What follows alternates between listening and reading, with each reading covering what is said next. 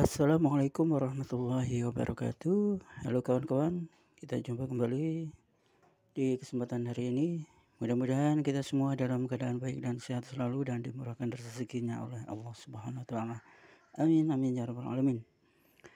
Oke kawan-kawan, di kesempatan video kali ini kami akan memberikan ulasan tentang mengenai yang namanya evaporator ini. Bagi teman-teman yang belum tahu ini namanya apa, ini ialah namanya evaporator yang digunakan untuk di bagian kulkas atau pendingin kulkas. Bagi teman-teman yang mempunyai kulkas satu pintu, freezer, dan yang lainnya yang menggunakan evaporator luar seperti ini yang dibuat dengan aluminium ini ya. Ini bahannya aluminium.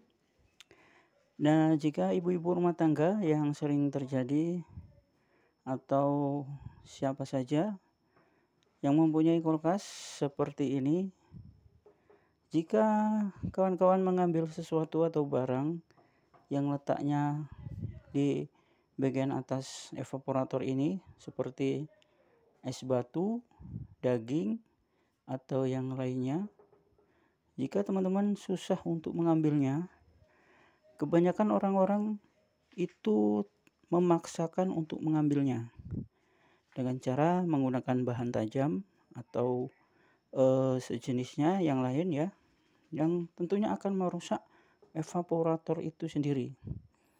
Nah, kami akan memberikan suatu pengetahuan bagi teman-teman yang belum sama sekali mengetahuinya. Jika emang benar-benar teman-teman kepepet terpaksa untuk mencongkelnya atau menjungkilnya, teman-teman harus perhatikan ini yang namanya jalur gas freonnya. Nah, di bagian yang menimbul ini, yang menonjol, ini adalah di tengah-tengahnya tuh ada rongga yang fungsinya ialah jalannya freon berjalan seperti ini.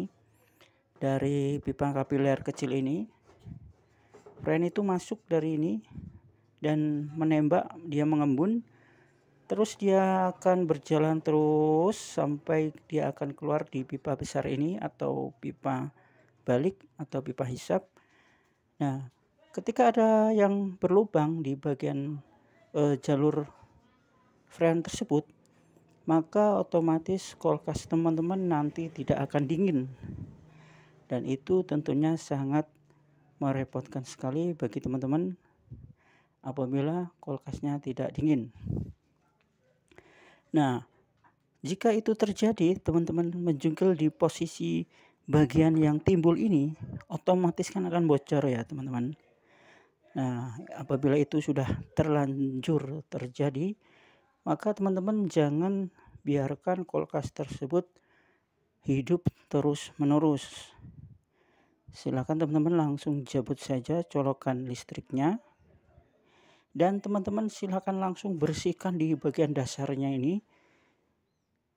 Diusahakan lubang ini jangan sampai kemasukan air, lubang yang habis tertusuk ya, itu diusahakan jangan sampai kemasukan air atau sisa-sisa es yang mencair. Itu tentunya jika kulkas dihidupkan terus-menerus, positif kulkas tidak dingin malah mencair bunga saljunya, dan cairan tersebut akan masuk atau terhisap oleh lubang evaporator yang berlubang itu sendiri.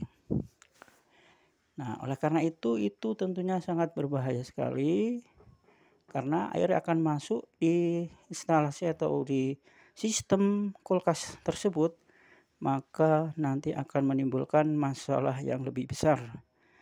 Contohnya di bagian kondensor akan berkarat, dan di bagian yang paling fatal ialah di bagian mesin kompresornya itu akan berkarat, tentunya akan macet mungkin ya, dan bisa-bisa sampai kompresor itu bisa terbakar karena banyaknya air yang masuk di bagian kompresor tersebut. Nah, begitulah ya teman-teman, untuk menjaga kulkas teman-teman agar awet, silakan teman-teman ketika akan memasukkan bahan atau barang, di bagian atas sini ya, teman-teman harus dilapisi dengan plastik. Sehingga teman-teman ketika akan mengambil barang, maka plastik itu yang akan robek dan tentunya tidak begitu lengket. Dan saran kami ya, jika teman-teman lupa melapaskan sesuatu atau plastik, maka yang harus teman-teman lakukan adalah mengecilkan pengaturan suhu dinginnya atau termostatnya di off-kan, atau teman-teman juga bisa silakan cabut saja colokannya dan sampai tunggu benar-benar mencair. Diusahakan pintunya dibuka agar pencairan itu cepat terjadi. Dan jika teman-teman tidak sabar untuk menunggunya, silakan teman-teman rebus air dan siramkan di bagian barang yang mau teman-teman ambil. Itu otomatis nanti lebih efisien dan lebih cepat untuk proses pencarian buang es tersebut. Oke teman-teman, demikianlah ulasan dari kami, semoga bermanfaat mengenai evaporator yang harus teman-teman perhatikan dan jangan teledor ketika teman-teman mengambil barang atau sesuatu ketika di evaporator ini sangat lengket. Itu tentunya langkah-langkah apa saja yang harus teman-teman lakukan itu harus diketahui.